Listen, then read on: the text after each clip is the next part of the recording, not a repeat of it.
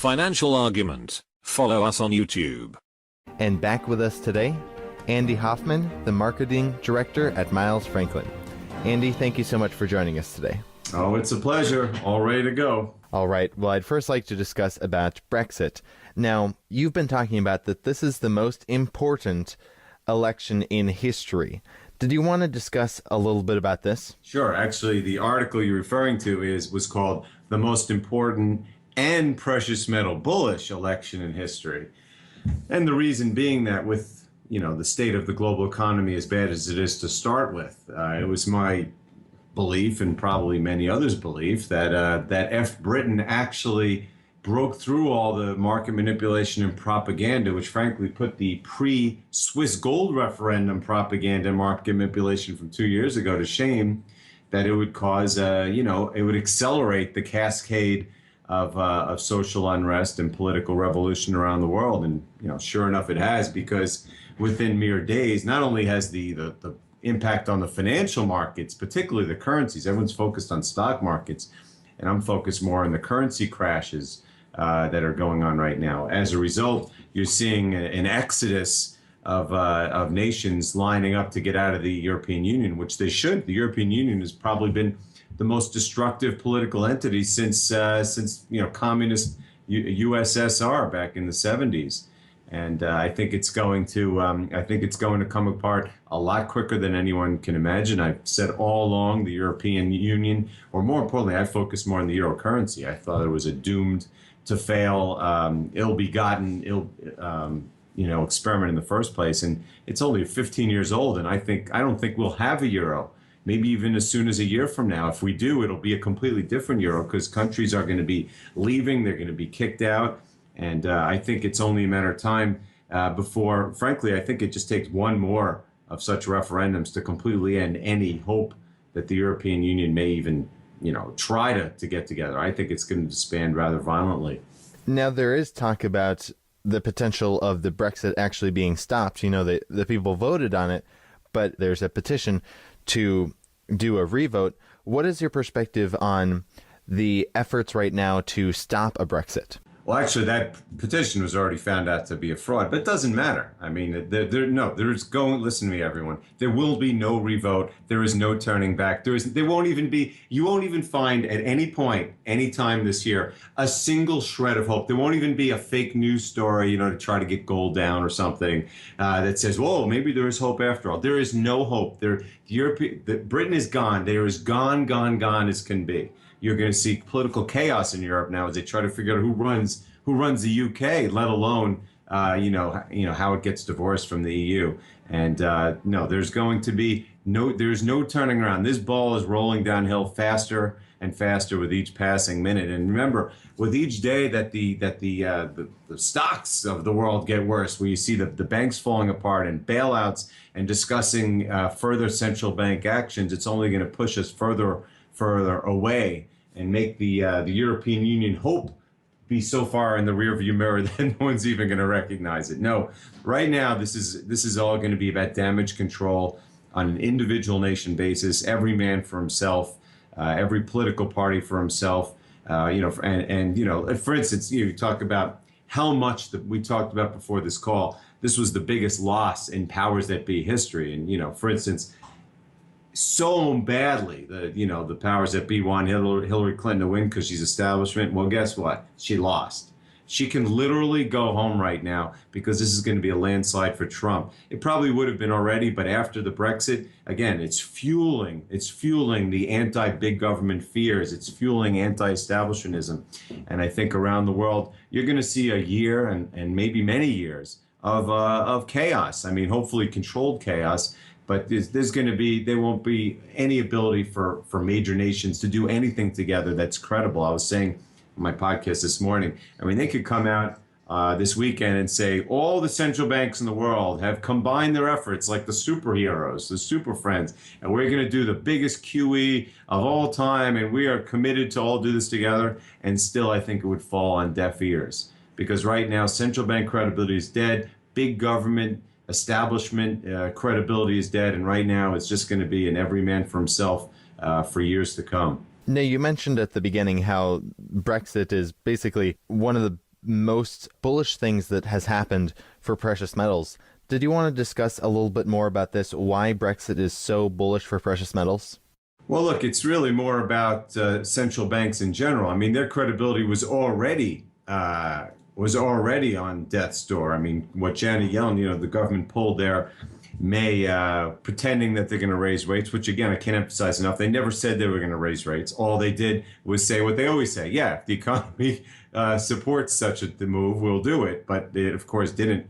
It didn't support a move. And even when they put out the minutes, the economy had already been much worse than when the initial minutes were said. So it was kind of a joke. To me, it was all about trying to extricate the commercials from the record high naked short gold and silver short positions that they had accrued in the COMEX this year. It miserably failed because not only are those short positions, they didn't cover them, but they actually went to new record highs before the Brexit even occurred. So my guess is on Friday, when you find out the amount of shorting they had to do just in the past 2 or 3 days to prevent gold from going to 1,400 instead of 1,300, it's only going to shine a light on them further. So again, it's the only reason gold and silver have been down, as we know, all these years, is paper naked shorting and, of course, dishoarding whatever actual inventories like at Fort Knox still exist. And I think right now those inventories are pretty much gone. And right now the naked shorting is at the end of its rope because everyone sees it for what it is. They have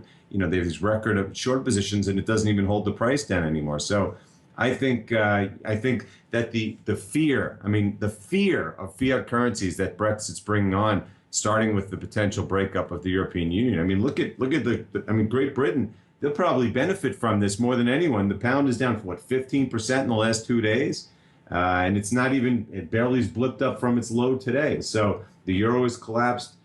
Pretty much everything has collapsed, as they have been for years, as I predicted they would, except the yen, which is going up because it was the, quote, funding currency of the carry trade. And that hurts everybody. That hurts Wall Street more than any of the other currency moves because they're all short the yen and now it's rising. So again, it's a perfect storm. It's been a perfect storm for years. It was just waiting for a catalyzing event. This was the perfect one, but it's not even just an economic one now because now you have the political ramifications as everyone worries about what the new political world is going to look like. Now, you're saying that this will be the end of the euro.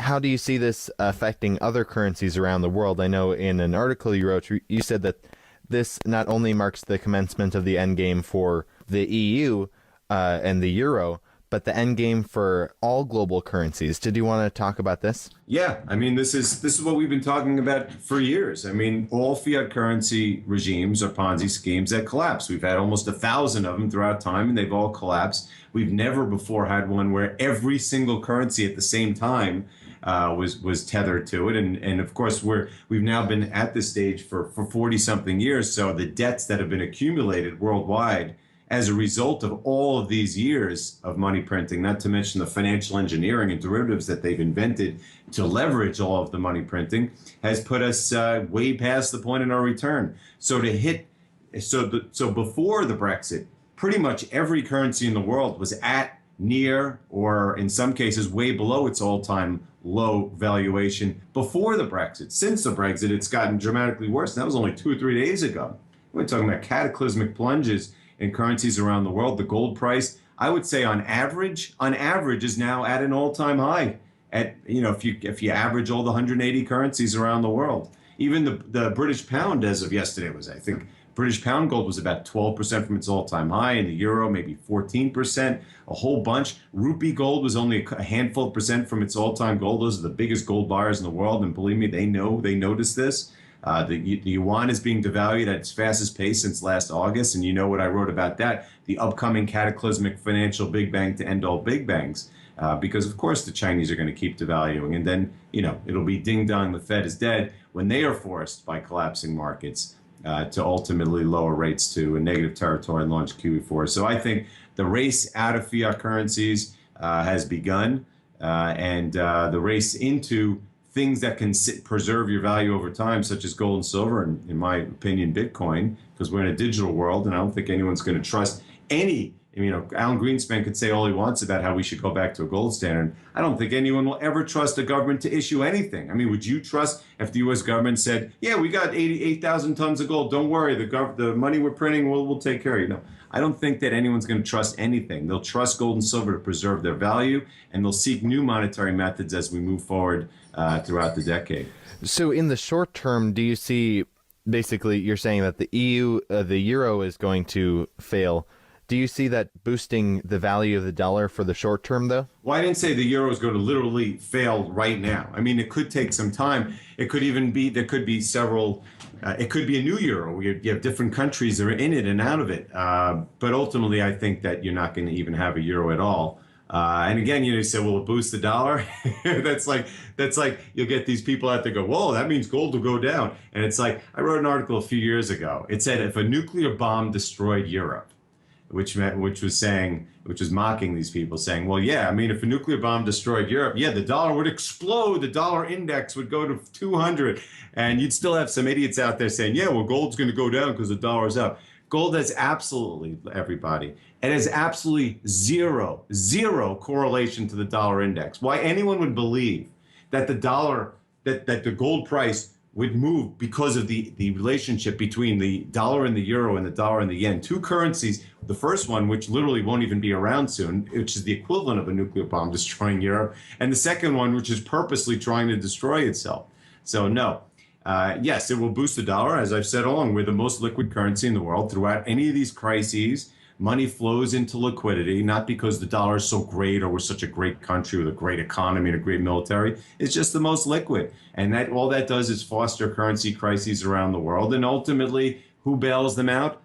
The Fed, with more money printing, until eventually the Fed, which is at the top of the totem pole, destroys itself with hyperinflation. And, I hope something arrests this process before it ends with a worst case scenario. But that worst case scenario is played out throughout history. And the laws of math say there's really no other way out of it. So I think that the euro, the whole Brexit, is simply going to accelerate the breakup of the European Union. I can't say how fast it will break up and how fast the euro will break up, but it's not going to be years and years' time. I mean, it took us only 15 years to get to this point of destruction. It's not going to take us 15 years to get rid of it. I mean, for all I know, it could be within a year's time we have new currencies in Europe. I don't know, but I do know that the race is on to get out of fiat currencies.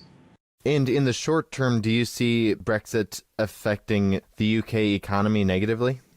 Yes. I mean, I see it affecting everything effectively, immediately. I mean, look, we were already at the worst global economy. I mean, I wrote this back in October of last year. I wrote an article called The Worst Global Economy of Our Lifetimes. That was back in October. Those were good old times compared to where the world has been in recent months, including the U.S., which is, even by its own statistical chicanery, on the verge of recession. I mean, of course, it's in a recession, but we're at the worst. Everyone's at the worst right now. Look at Japan, and China. They're having double-digit drops in imports and exports.